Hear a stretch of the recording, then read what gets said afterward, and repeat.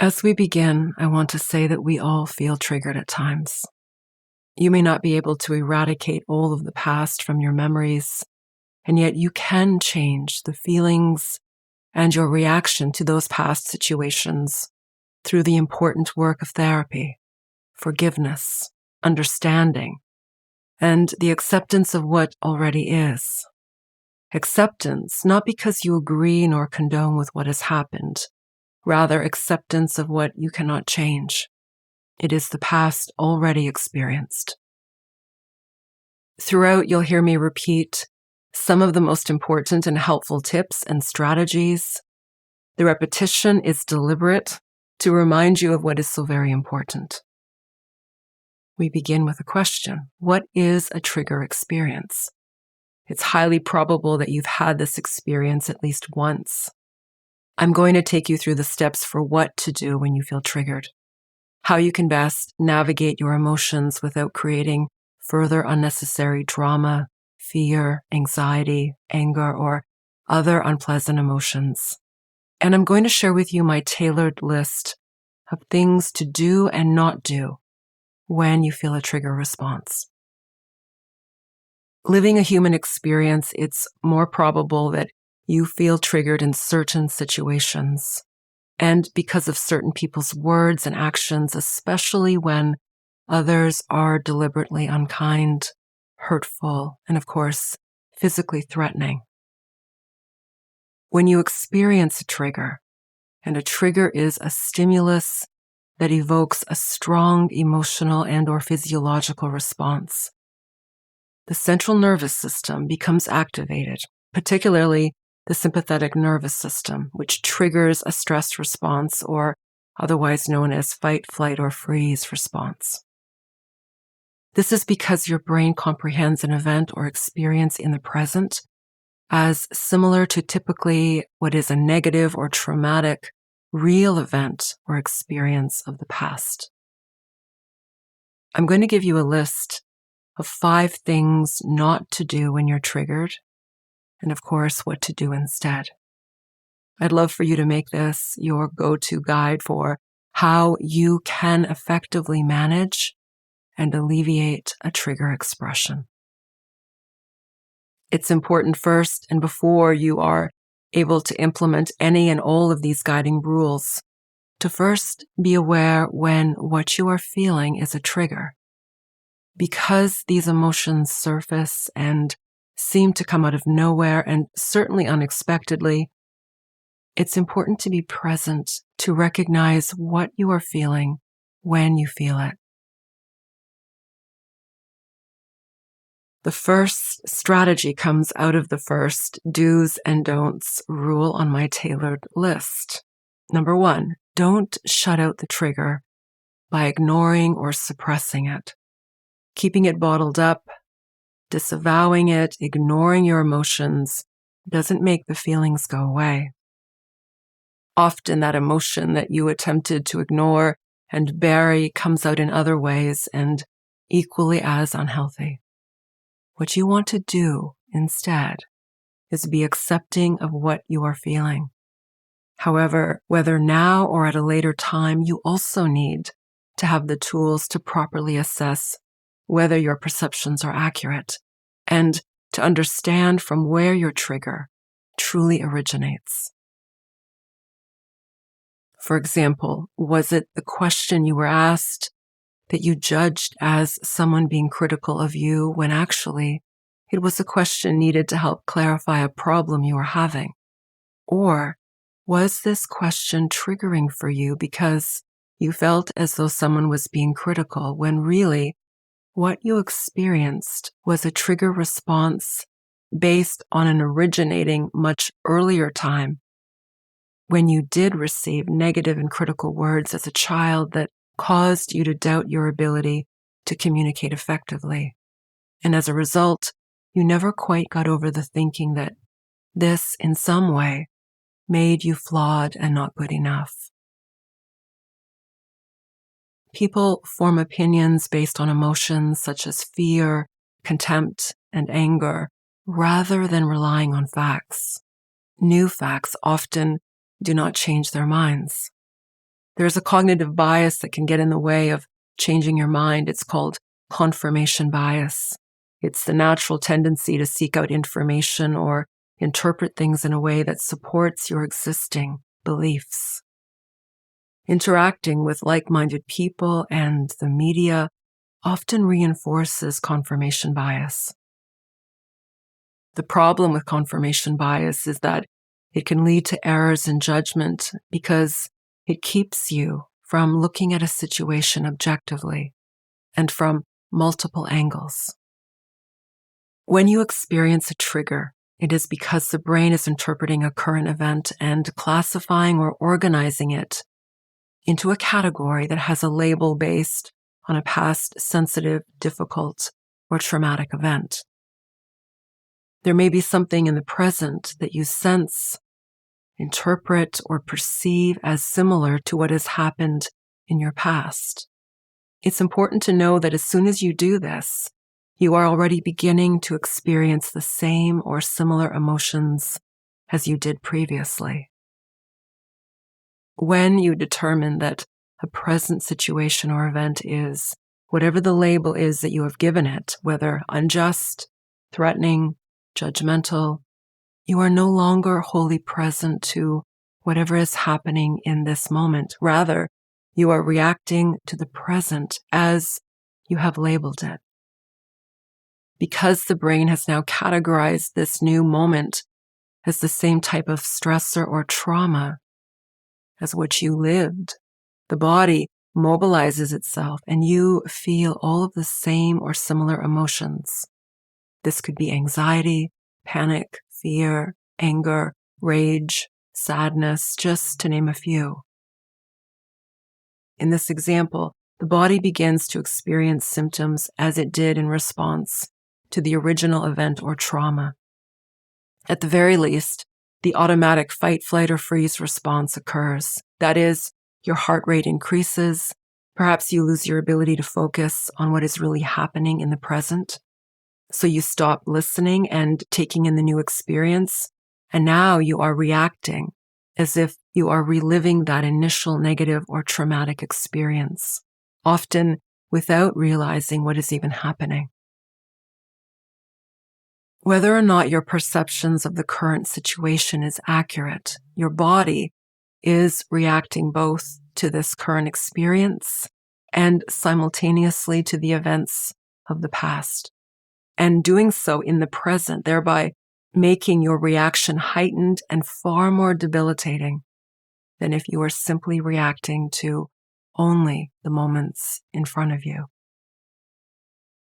When you stay present to a trigger, you have the ability to understand better what is really happening for you and to assess the present moments as a new experience and not necessarily the same as what has happened in the past. The second strategy in my do's and don'ts rule when you feel triggered: don't spiral out. Please don't remain stuck in your head, replaying the trigger thoughts without a healthy means of processing your feelings and having positive outlets. Ruminating digs the hole deeper. It also fuels unnecessary anger, bitterness, and critical thoughts, whether of yourself or others, that are all avoidable. If you are interpreting a present event to be similar to a past trauma, you will relive those similar feelings and sensations again each time you think about what just happened. A far better strategy is to first calm yourself and your central nervous system. This could mean taking deep breaths, going out for a walk in nature, feeling relief from your ruminating through meditation, prayer, journaling, as an expression of your feelings, and also noting the trigger moments and your thoughts in order to validate this experience for you. Most of all, seeking to accurately assess a situation, both as to the true facts of what was really happening and also how you were perceiving the triggering events. There are ways to obtain the facts of what the experience was. One of the best, of course, is to ask questions, to clarify, to seek a better understanding rather than rely solely on your biased perspective. Other reflective assessments include, for example, were you tired and sleep deprived? Were you distracted by your inner narratives once you became triggered? And did you blank out on much of the rest of the conversation or experience? Were you sober? Did you have critical thoughts that predated the situation, making you vulnerable to feeling criticism or judgment? Did you seek to understand everything by first asking questions and getting clarification? In cases where you recalled factual information, that is, real evidence for your feelings, it's also important, especially if this is someone you do not know, to ask yourself, were they purposefully trying to be harmful, disrespectful, unkind? And how would you know this? There are a lot of factors that influence how we perceive a situation. It is natural if someone has lived in an abusive relationship and has past traumas to be more sensitive in general to all of life, including benign experiences, because everything is witnessed through the perceptual cues of what has previously happened to them. If you are constantly being triggered, this is symptomatic of unresolved past issues, including conflicts, hurts, and wounds, and of course, trauma. It would benefit you greatly from seeking therapy and emotional healing, together with the tools that can be specifically curated for you and for what you need.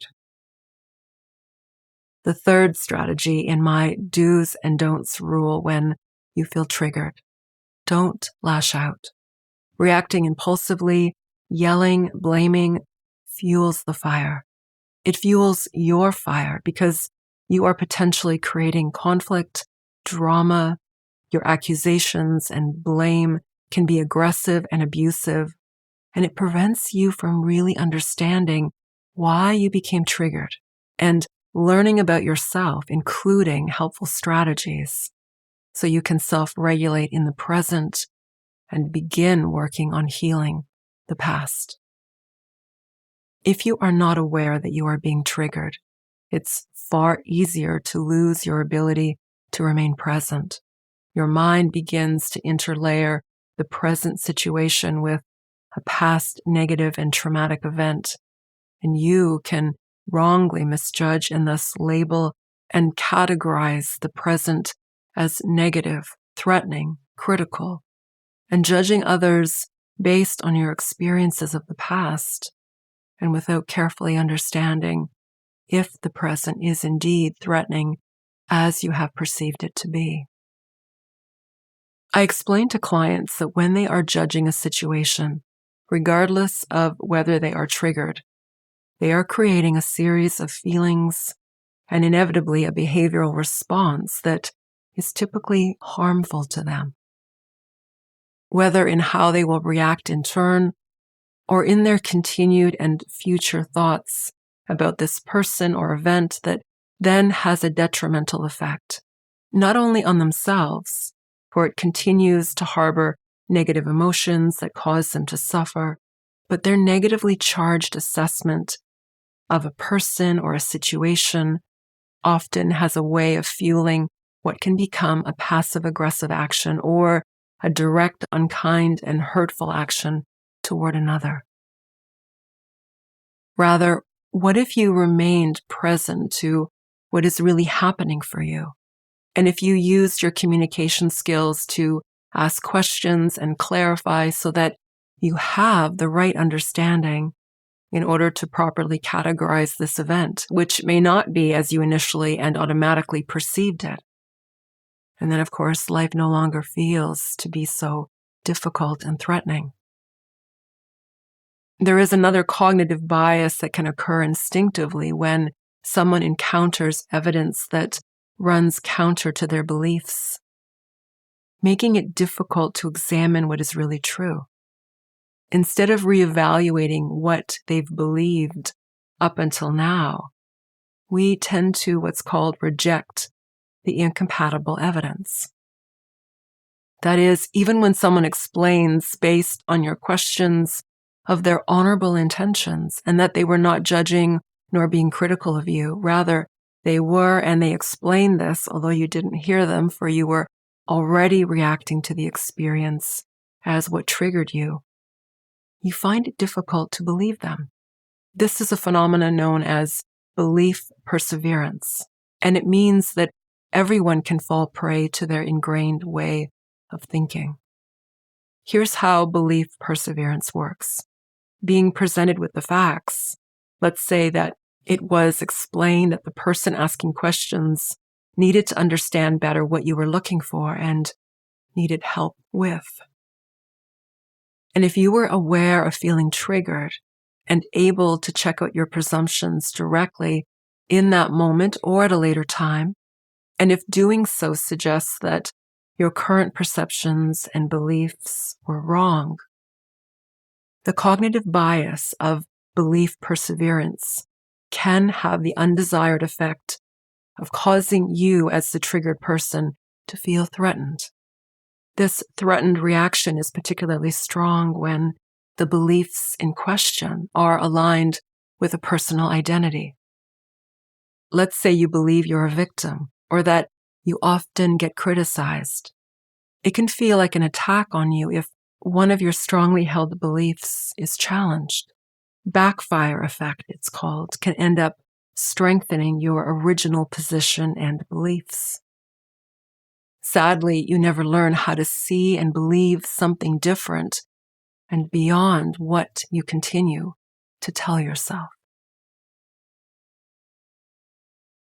Another reason why it can be difficult to stay present and accurately assess a situation in which you feel triggered.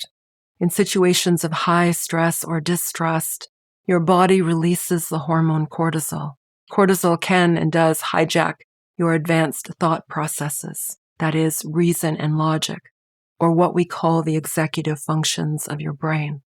Your brain's amygdala, which controls your innate fight, flight, or freeze reaction, becomes more active when you feel a threat. Once your cognitive functions have been hijacked, it's hard to hear another viewpoint.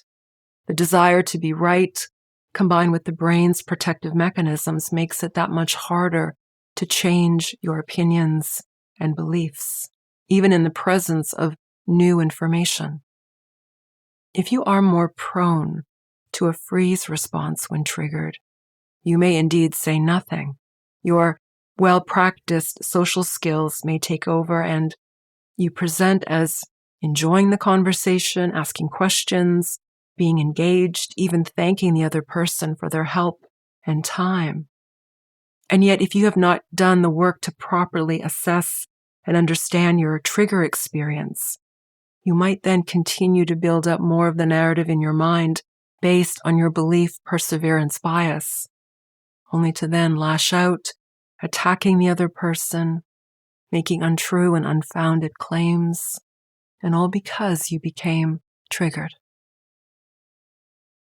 When we interpret a present moment experience to be similar or the same as something bad that's happened, we could be losing out on the opportunity to learn about ourselves and some very important and helpful experiences that are not the same as what we lived in the past. Our reactions, if they are overreactions, and if we lash out at others in that moment or at a later time, cause us to create more trauma, this time self-induced because we have wrongly perceived the present. Have you ever become hurt or saddened by an experience that was actually not hurtful at all? Many of us have. Understanding why you feel triggered is so very valuable in order to gain the insight and the knowledge you need in order to best help yourself.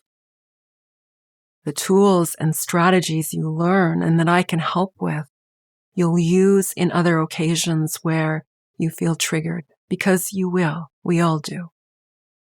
Fourth, on my tailored list of do's and don'ts.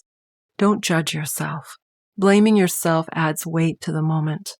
Besides the already destructive effects of reliving negative and traumatic emotions, judging yourself only causes you to feel badly and as a victim. And certainly any other number of narratives that can keep you mired in your inadequate, anxious, hurt, and angered feelings. I'll mention another practice here that anchors you in the experience of now, and with the perspective that it is most helpful for you to be present so that you can witness with greater accuracy what is truly happening when you feel triggered. And you can also decide if you need to pause yourself, whether to self-regulate, to remove yourself temporarily from a situation, or to use your communication skills effectively, to ask questions and even share your feelings of anxiety or anything else if it is an environment in which you feel comfortable and safe to do so. I would focus on clarifying your experience first, which helps you to remain present. And this clarification, if you remain open-minded and accepting of what you hear and see, can either help to change what happens next in your exchange with someone for the better, or you can, if you deem from their feedback that your perceptions are accurate, you can make a well-informed decision that keeps you safe, doing so with kindness and respect.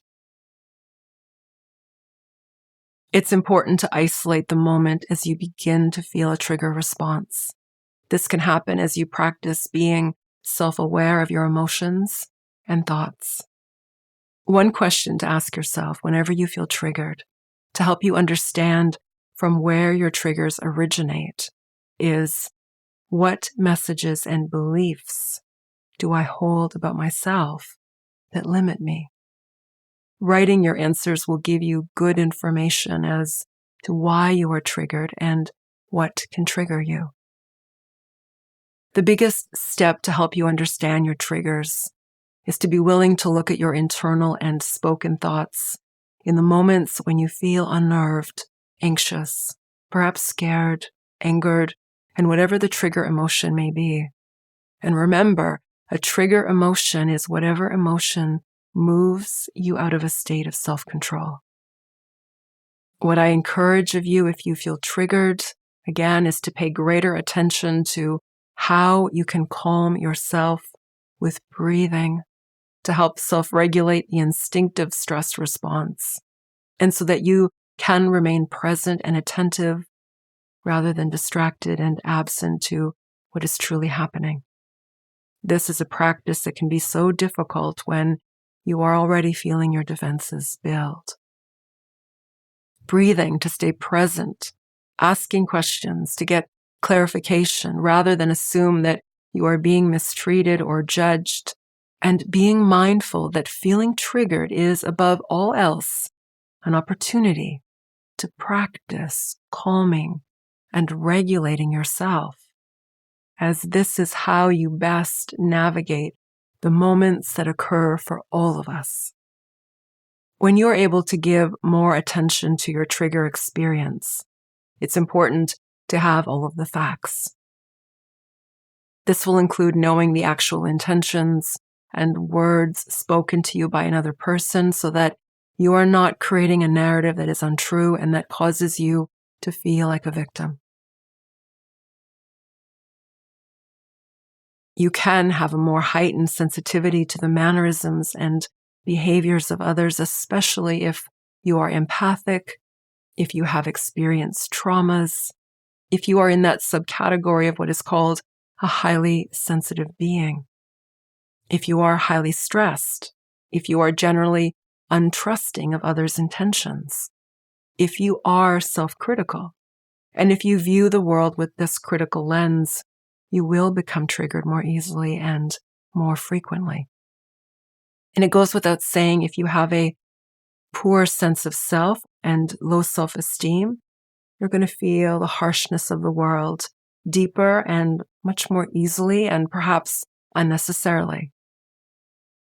if you fail to seek the facts, if you do not choose to understand better your reactions and how you might have chosen to react, if you are not able to adequately calm and self-soothe and to accurately learn the truth, triggering moments will then continue to impact the quality of your life.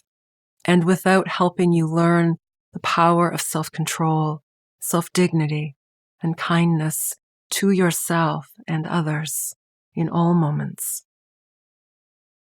In those instantaneous moments when you lose yourself, you lose your cool, your ground, and certainly your ability to have self-control.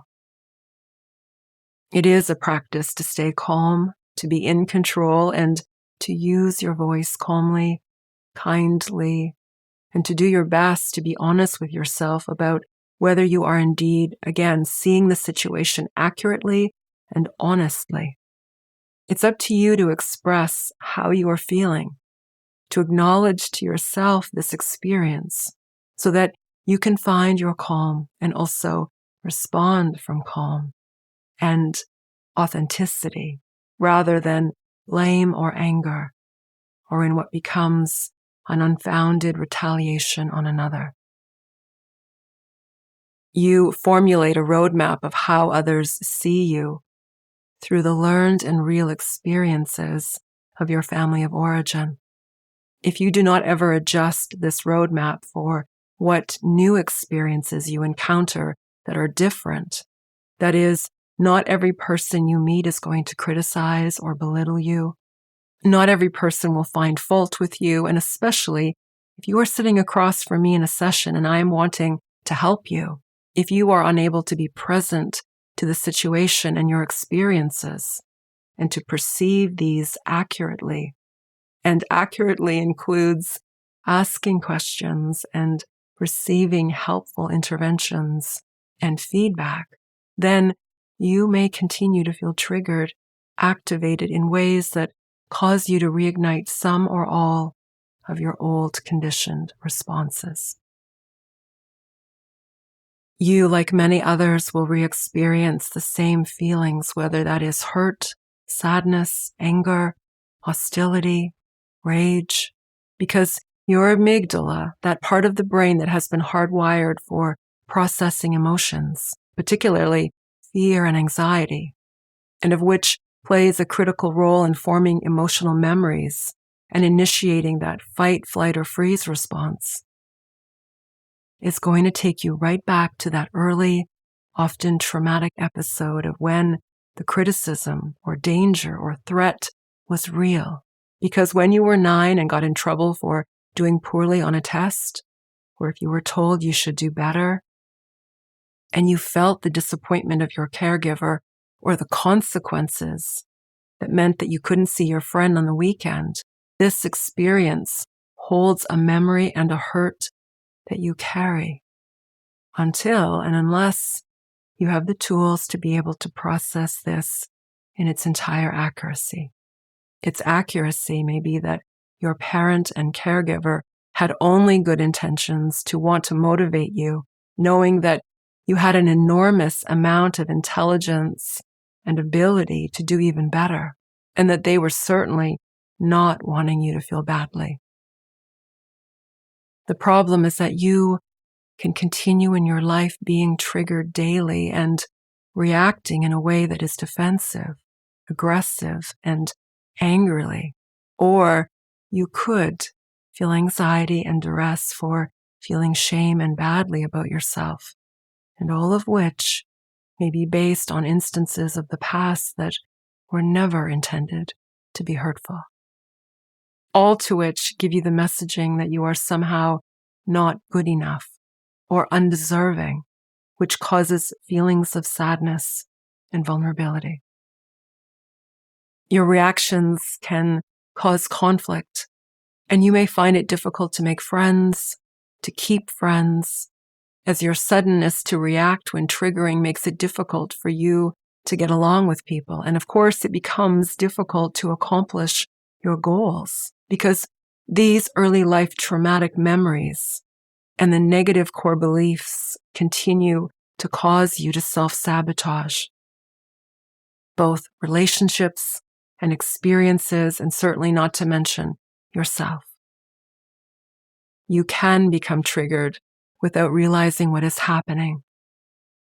And it becomes an integral part of this work we do together to help you identify these moments and also the thoughts and perceptions that have caused you to feel triggered. Because you see, there are two parts: a situation and your perception of that situation. See the situation accurately, and you don't engage the amygdala nor the stress response. You also have an opportunity to use your emotional intelligence skills and become someone who approaches life with a deep sense of equanimity. Finally, number 5 in my tailored list of do's and don'ts: don't numb out. Reaching for alcohol, food, mindless social media scrolling. You might think you can dodge a trigger reaction, but denying or avoiding the feelings won't fix them. And it's certainly a lot of effort in likely unhealthy and self-sabotaging ways to attempt to numb your feelings. Triggers can stir emotions of sadness, loneliness, feeling alone or unloved. And to avoid these unpleasant emotions, you may find yourself resorting to behaviors that are self-soothing, numbing, and avoiding, and of an unhealthy nature. Here, as we begin to wrap up, I'd like to give you some questions that will help you become better at noticing and identifying trigger moments, and as well your perceptions and reactions as some first steps in intervening early. And if you would like my Trigger Freedom PDF worksheet that includes these questions, please reach out to me. Here are the questions. What typically is my trigger emotion? That is, what is the most common emotion you feel when you become triggered? Is it anxiety, fear, anger? Next, how do I react typically when I feel triggered? Do you become quiet and go inwards, feeling the intensity of anxiety grow to a state in which it feels overwhelming? Do you engage and react with an aggressive tone of voice or in blame of another as the cause of your triggered state? Think about from where you learned this reaction. And of course, how do you want to react when a trigger moment happens? Because they will. You can become triggered in moments when others are unkind or threatening, and a trigger can occur when you perceive others to be unkind or threatening when they are really not so.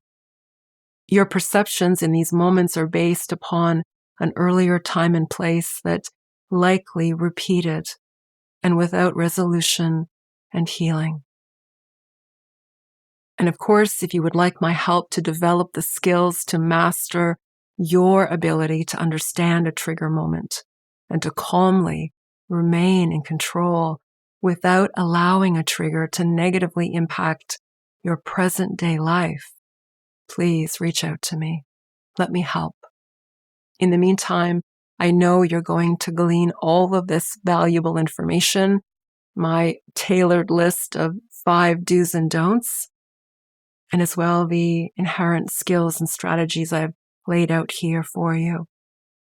And do get the PDF. It's a great tool to work from. I thank you so much for listening. I hope you found this so very helpful. And remember, feeling triggered is, number 1, a reminder that there are unresolved feelings of hurt and or wounds that really do need your healing. So let me help you with that. Again, thank you so much for listening. This is Dorothy Sonoria Juno. Namaste.